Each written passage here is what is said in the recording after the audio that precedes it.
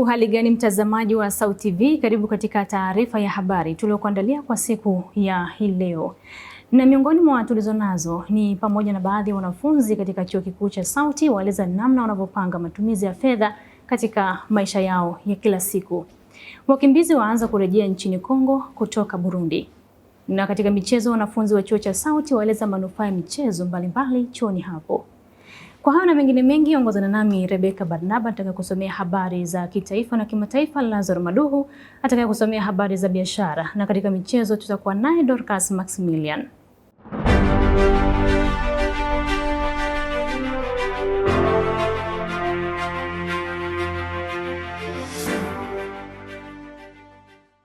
Na tuanzie hapa jijini Mwanza. Baadhi ya wanafunzi wa chuo kikuu cha Mtakatifu Agostino campus kuu ya Mwanza wameeleza namna mbalimbali wanapopambana kuweka na kumudu gharama za maisha wakati wa masomo. Wakizungumza na SAUT TV habari, wamebainisha kuwa kubana bajeti na kuwa na matumizi mazuri ya fedha ndio kunawezesha kumudu maisha yao wakiwa chuoni. Mwanahabari wetu Donald Anton ametuandalia undani wa taarifa hii. Hapa ni katika chuo kikuu cha Mtakatifu Agostino cha Tanzania kilichopo jijini Mwanza. Nimezungumza na baadhi ya wanafunzi akieleza namna ambavyo wanapambana kuweza kumudu gharama za maisha zilizopo kwa sasa hapa nchini. Ni ukweli usiopingika kwamba gharama za maisha zinazidi kupanda kulingana na uchumi unavyozidi kupanda. Kwetu sisi sasa wanafunzi, kitu cha msingi kinachoweza kusaidia mtu aweze kumanage au kukabiliana na gharama za kupanda kwa maisha ni kujipangia bajeti. Bajeti inaweza ikamsaidia mwanafunzi au mtu yoyote kukabiliana na gharama za maisha. Naweza kumudu gharama za maisha kutokana na kwamba nje ya chuo najishughulisha na shughuli mbalimbali za kimaisha ambazo zinaweza kunisaidia mimi kukidhi mahitaji madogo madogo ndani ya chuo na nje ya chuo. Nikiripoti kutoka chuo kikuu cha Mtakatifu Agostino cha Tanzania, mimi ni Donald Anthony wa SAUT TV. Shukrani sana Donald Anthony kwa taarifa hiyo, na tuendelee kukita kambi hapa jijini Mwanza.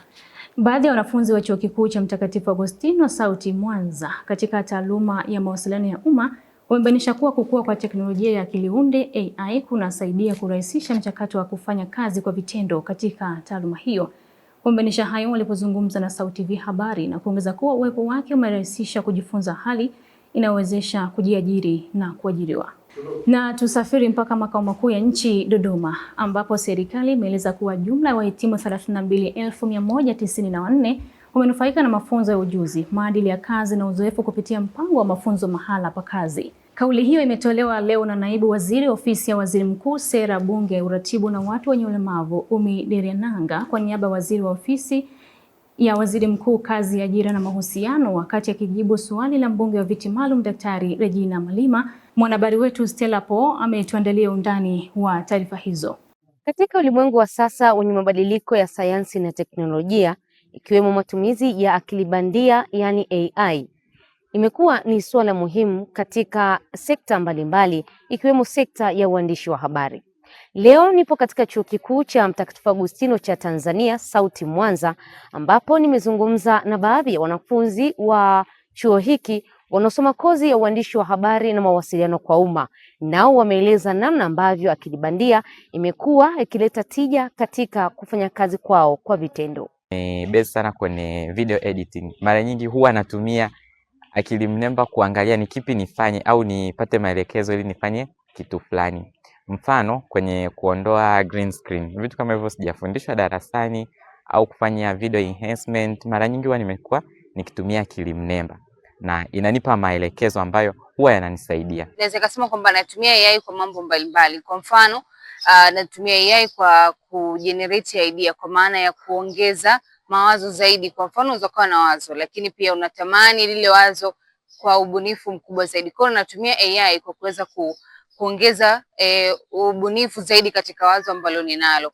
Hasa kwa mfano mawazo mbalimbali ambayo yanahusiana na inaweza kawa ya kimichezo, lakini pia hata kuhusiana na mambo ya kihistoria ambayo yamepita, lakini unataka kuifanya kwa ubunifu zaidi kuliko ambavyo wamefanya wengine. Kwa hiyo unatumia AI kwa sababu ya namna hiyo kukuza na kuongeza ubunifu katika wazo. Tumia AI katika masuala ya uandishi wa habari, hasa katika kugenerate idea ama kutengeneza mawazo mbalimbali, lakini pia natumia AI katika kuhakikisha taarifa mbalimbali. Kama sina uhakika taarifa, natumia AI kwenda kuiuliza na kunipa taarifa mbalimbali. Mambo naepuka hasa nazingatia masuala ya kimaudhui. Nikienda kule AI nazingatia faragha hasa za wale sosi. Kwa hiyo nikienda kwa AI naepuka kutoa taarifa za faragha za watu ili tu nisipotoshe huko. Na bunge la 13 la Jamhuri ya Muungano wa Tanzania limeendelea leo, ambapo ni mkutano wa 3 kikao cha 16. Akizungumza bungeni jijini Dodoma, naibu waziri ofisi ya waziri mkuu, sera, bunge, uratibu na wenye ulemavu Umi Ndeliananga, kwa niaba ya naibu waziri ofisi ya waziri mkuu, kazi, ajira na mahusiano, amesema serikali inaendelea na mikakati ya kuwawezesha vijana hususan wanaohitimu vyuo vikuu ili kupunguza tatizo la ajira nchini kwa kuandaa mwongozo wa taifa wa mafunzo ya uzoefu kazini wa mwaka 2017 pamoja na kutekeleza mpango wa mafunzo unaosimamiwa na ofisi hiyo. Serikali inaendelea kutekeleza mikakati ya kuwawezesha vijana hususan wahitimu wa vyuo vikuu ili kupunguza tatizo la ajira. Miongoni mwa hatua hizo ni kuandaa mwongozo wa taifa wa mafunzo ya uzoefu kazini wa mwaka 2017 unaoratibu utoaji wa mafunzo kwa kushirikisha sekta ya umma na binafsi pamoja na kutekeleza programu ya mafunzo kwa vitendo mahali pa kazi inayosimamiwa na ofisi ya waziri mkuu, kazi, ajira na mahusiano. Kupitia programu hiyo, jumla ya wahitimu 32,194 wamenufaika kwa kupata ujuzi, maadili ya kazi na uzoefu unaowezesha kuajiriwa na kujiajiri. Katika hatua nyingine, amebainisha kwamba serikali imeendelea kutoa kipaumbele cha ajira katika sekta ya elimu na ya afya. Kiacha siku 100 za Mheshimiwa Rais ambapo tulitoa ajira 12,000 mpaka kufikia mwezi huu wa 4 tarehe 11 serikali imekwisha ajiri vijana 25,238. Kipaumbele kikubwa cha serikali tumepeleka vijana kwenye maeneo ya afya na elimu ambapo kuna pengo kubwa la watumishi na tunaendelea kufanya hivyo kwenye sekta nyingine. Nikiripoti habari hii ya bunge kutoka jijini Dodoma, mimi ni Stella Po wa SAUT TV. Shukran sana Stella Po kwa taarifa hizo. Mtazamaji wa SAUT TV, tupate mapumziko mafupi, tukirejea ni katika habari za kimataifa.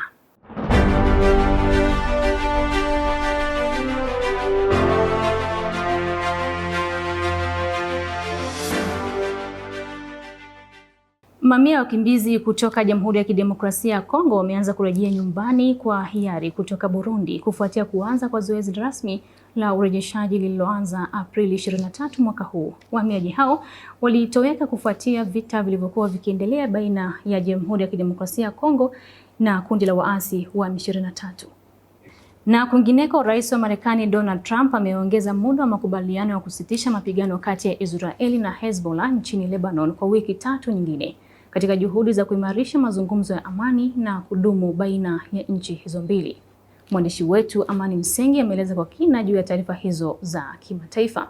Zoezi hilo la kihistoria limezunduliwa baada ya mazungumzo ya muda mrefu kati ya serikali ya kidemokrasia ya Kongo, serikali ya Burundi na shirika la Umoja wa Mataifa la kuhudumia wakimbizi, likilenga kuwarejesha makwao wakimbizi waliokimbia machafuko ya kivita mashariki mwa Kongo. Kundi la kwanza la wakimbizi wapatao 470 liliwasili katika mji wa mpakani wa Uvira mkoani Kivu Kusini baada ya kusafirishwa kwa mabasi kutoka kambi ya Busuma iliyopo mkoani Ruyigi mashariki mwa Burundi. Operesheni hiyo ilisimamiwa kwa ukaribu na maafisa wa usalama pamoja na mashirika ya kibinadamu ili kuhakikisha usalama na ustawi wa wakimbizi hao njiani. Shirika la kuhudumia wakimbizi UNHCR limesisitiza kuwa zoezi hilo linafanyika kwa misingi ya hiari, utu na heshima, ambapo kila mkimbizi alipewa taarifa za kutosha kuhusu hali ya usalama katika maeneo yao ya asili kabla ya kufanya uamuzi wa kurejea nyumbani. Hii inaifanya operesheni hiyo kuwa ya kitofauti na uhamishaji wa kulazimishwa. Kwa mujibu wa wakimbizi hao, changamoto ya upungufu wa chakula na huduma za msingi katika kambi za Burundi imechangia kwa kiasi kikubwa uamuzi wao wa kurejea nyumbani. Kupungua kwa misaada ya kimataifa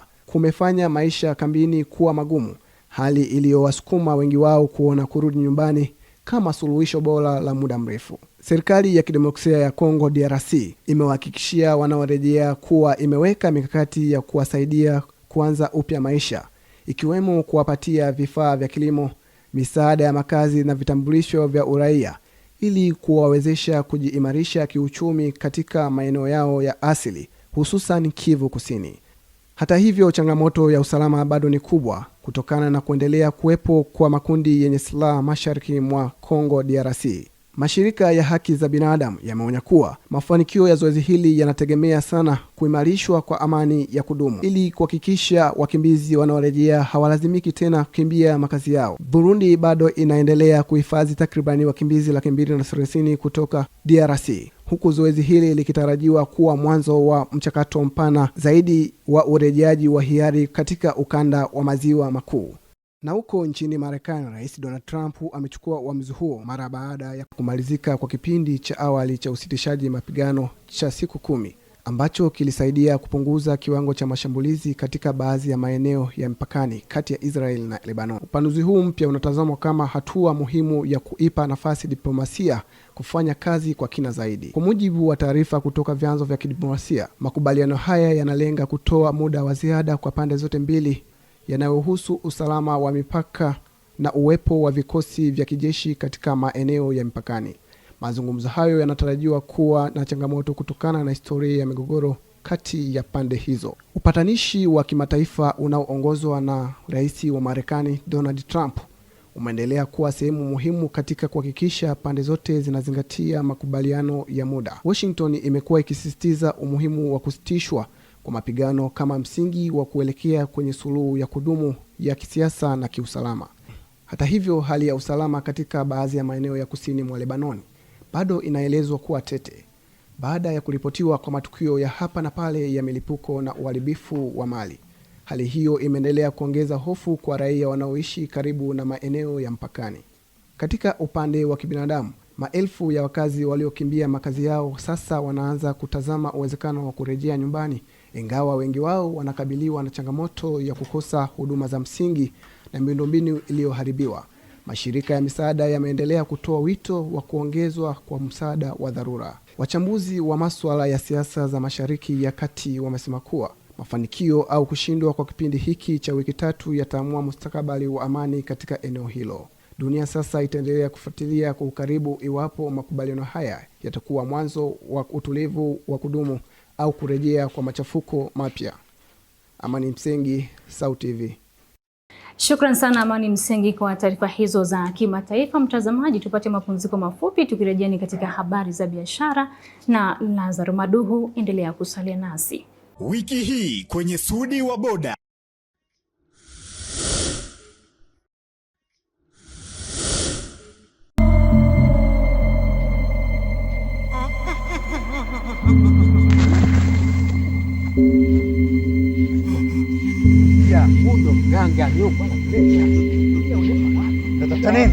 Nikuulize leo umesahau nini ndugu yangu? Nilichokisahau kwako ni kipande cha moyo wangu. Yaani mimi natamani kipande kimoja. Fuatilia Sudi wa Boda kila Jumamosi saa 11 kamili jioni kupitia Instagram, Facebook na TikTok @SautTV.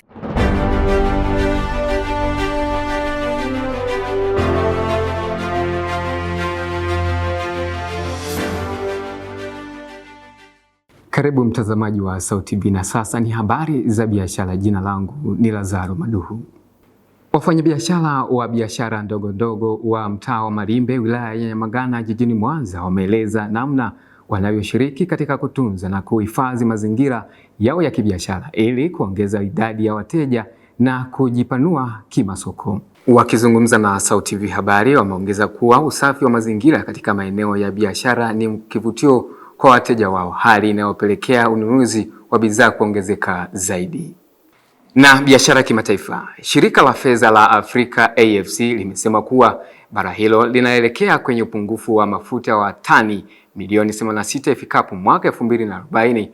Katika ripoti yake iliyochapishwa kuhusu hali ya mafuta, AFC imesema kuwa vita ya Irani imefichua udhaifu wa bara hilo dhidi ya vikwazo vya meli duniani. Kwa undani wa taarifa hizo za biashara tuungane naye David Kiaman. Hapa ni katika mtaa wa Nyamalango, eneo ambapo shughuli za kila siku za kwa zinaendelea, kwa maana kwamba wafanyabiashara wakiwa wanafanya kazi za hapa na pale kwa ajili ya kujiingizia kipato chochote.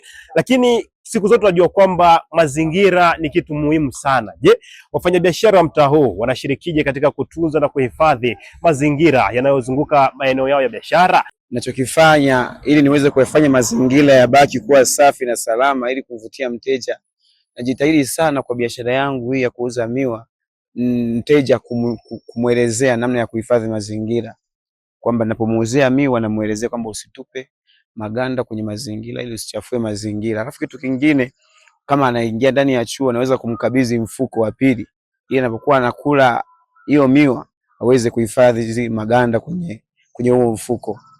Na zipo njia nyingine mbalimbali, kwa mfano kama mimi hapa namenya miwa yangu, siwezi nikatupa maganda ovyo, kwa sababu nitaweza kusababisha kuwa na nzi na harufu mbaya pia. Kwa hiyo naweka maganda yangu hapo kwenye toroli, alafu baadaye naweza kuyapeleka dampo. Kikubwa, eneo la biashara haitakiwi liwe chafu, kwa sababu ikiwa chafu wateja watakukimbia, wateja hawatakuja. Lakini wakiona eneo ni safi, linavutia nini, kwa watu wakaja wakakuchangia pia, wakasema eneo ni safi. Hata kama huduma yako ni mbovu, lakini eneo likiwa safi, kiukweli unaweza kupata wateja wa aina mbalimbali. Ni kuyaweka mazingira sawa kwa upande wa wateja wetu wanaofikia hapa, nikimaanisha kwamba sehemu ya kukaa ili waweze kupata maziwa, na pia kujaribu kufanya usafi kwenye vyombo ambazo tunavitumia kuwapatia hayo maziwa, lakini pia kuweka mazingira safi hususan kwenye upande wa maziwa yetu pia ambayo yanatufikia hapa. Jinsi tunavyotunza mazingira yetu kwa ubora zaidi, ndivyo wateja wetu wanaozidi kuvutiwa na biashara yetu, lakini pia na kupata wateja wengi, na maana nikiwa namaanisha kwamba soko linaongezeka, wateja wanakuwa wengi. Tukiachana na taarifa hiyo ya kibiashara kwa upande wa kitaifa juu ya umuhimu wa kutunza mazingira ya kibiashara kwa upande wa wafanyabiashara wa Malimbe, na sasa tuangazie taarifa nyingine ya kimataifa ya kibiashara, ambapo shirika la fedha la Afrika limesema bara hilo linaelekea kwenye upungufu wa mafuta wa tani milioni 86 ifikapo mwaka 2040. Katika ripoti yake iliyochapishwa siku ya Alhamisi, AFC ilisema vita ya Iran imefichua udhaifu wa bara hilo dhidi ya vikwazo vya meli duniani. Ripoti hiyo imebainisha kuwa uagizaji wa zaidi ya 70% wa mafuta yake iliyosababishwa na bidhaa muhimu yenye thamani ya dola bilioni 230 kila mwaka, ikiwa ni pamoja na chakula, plastiki, chuma pamoja na mbolea. Utegemezi wake kwa uagizaji wa mafuta unatarajia kuongezeka kwa kasi kutoka tani milioni 74 kwa mwaka 2023 hadi tani milioni 86 ifikapo mwaka 2040. AFC imesema ni sawa na karibu ya viwanda vitatu vikubwa kwa kusafirisha mafuta vinavyoendeshwa na kundi la Dangote nchini Nigeria, ambavyo ni vikubwa zaidi barani Afrika. Akizungumza wakati wa uzinduzi wa ripoti hiyo jijini Nairobi, mchumi mkuu wa AFC Rita Babihunga alisema mgogoro wa Mashariki ya Kati umefanya matokeo ya utegemezi huo kuwa vigumu kupuuzwa. Babihunga amebainisha kuwa kufungwa kwa njia madhubuti ya mlango wa bahari wa Hormuz unaochangia usafirishaji wa mafuta duniani kumeziacha nchi zinazotegemea uagizaji nje katika Afrika ya Mashariki zikabiliwa na uhaba mkubwa wa mafuta. Lakini AFC ilisema kupitia huko sio sehemu pekee ya kukatisha tamaa inayohatarisha usambazaji wa mafuta barani humo. Wakati akizungumza katika mkutano huo, Rais wa Kenya William Ruto alisema vita hivyo vilionyesha hitaji la Afrika kuacha kutegemea wageni. Na nukuu, matarajio yetu hayatatimizwa ikiwa tunaendelea kutegemea mtaji wa nje ambao maslahi yao kuu ni kupata malighafi kwa ajili ya viwanda vyao wenyewe, alisema. Aliongeza kuwa hatuwezi kuendelea kusafirisha malighafi nje na kuagiza bidhaa zinazotengenezwa kutokana na malighafi hayo.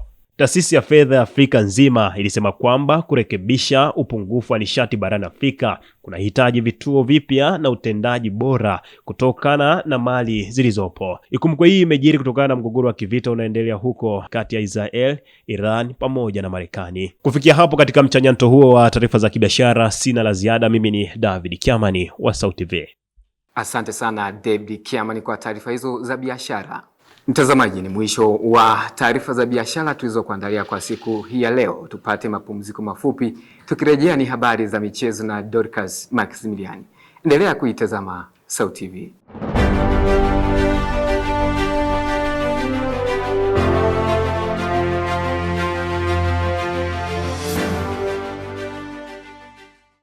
Ni matumaini yangu mzima wa afya mwanamichezo mwenzangu. Karibu katika habari za michezo. Jina langu ni Dorcas Maximilian. Ni matumaini yangu mzima wa afya mwanamichezo mwenzangu. Karibu katika habari za michezo. Jina langu ni Dorcas Maximilian. Tukianzia hapa ndani ya jiji la Miamba, baadhi ya wanafunzi wa Chuo Kikuu cha Mtakatifu Agustino kampasi kuu ya Mwanza wameeleza umuhimu wa kupewa kipaumbele cha michezo mbalimbali ikiwemo mpira wa miguu, kikapu na hata mpira wa pete vyuoni. Itasaidia kuibua na kukuza vipaji kwa wanafunzi. Wakizungumza na SAUT TV Habari, wamesema kuwa maboresho yanapaswa kufanyika ili wanafunzi waweze kuonyesha vipaji walivyo navyo. Na katika rubaa za kimataifa, joto la mashemeji dabi limezidi kupanda nchini Kenya, zikiwa zimebakia siku 3 kuelekea mchezo huo utakaowakutanisha FC Leopards dhidi ya Gor Mahia tarehe 26 mwezi huu majira ya saa 9 alasiri. Kwa undani wa taarifa hizi za michezo, tuungane naye Hamidu Del. Wanafunzi hao wamesema kupewa kipaumbele kwa michezo mingine kama ilivyo kwa mpira wa miguu itasaidia kujenga kesho nzuri kwa vijana kupitia vipaji vyao kwenye michezo hiyo.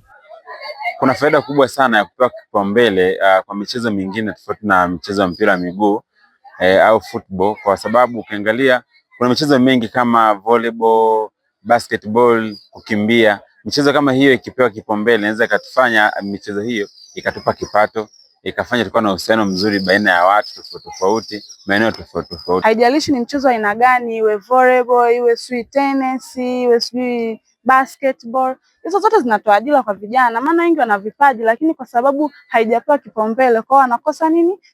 Kupata ajira. Kwa hiyo ndio inakuwa hivyo, watu wanalandalanda mitaani pamoja na vipaji vyao. Mimi naona kuna umuhimu mkubwa sana. Kwa sababu gani? Maana unapokuwa unapatia vipaumbele michezo mingine, unakuwa unaibua hisia za mashabiki wa hiyo michezo na pia unakuwa unaibua vipaji. Kwa nini? Kwa hao vijana ambao wanakuwa wanashughulika na hiyo michezo mingine. Tolee mfano katika michezo ya michezo ya bonanza, hii michezo ya basket, volleyball, unaona? Kule kuna watu wengi ambao wana vipaji vizuri sana vya kucheza mpira, kufanya hivyo kazi. Na tunaweza kuona kwamba sasa hivi hata kwenye ulimwengu wetu wa dunia watu wanaongoza kuwa na kulipa mshahara mizuri ni wachezaji wa tennis, wachezaji wa volleyball.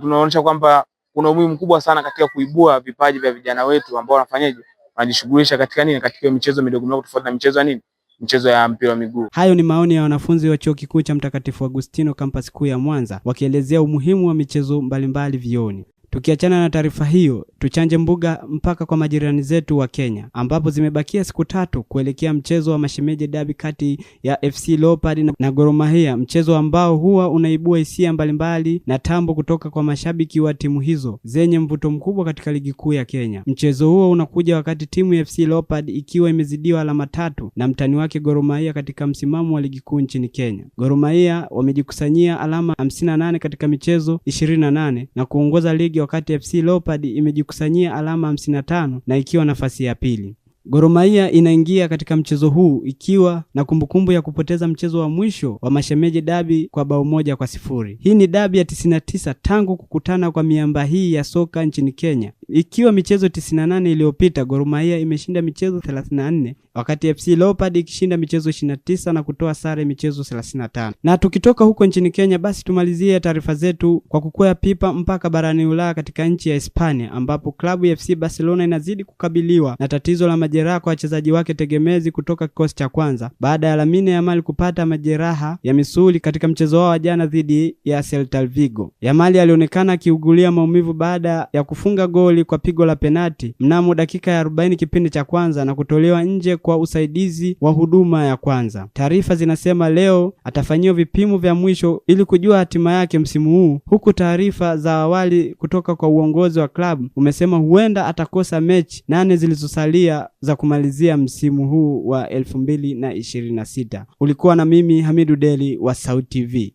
Asante sana Hamidu Deli kwa taarifa hizo za michezo. Kufikia hapo sina la ziada katika habari za michezo kwa siku ya leo. Mimi ni Dorcas Maximilian na sasa nirudishe kijiti kwake Rebecca Barnaba kwa kuhitimisha habari kwa siku ya hii leo.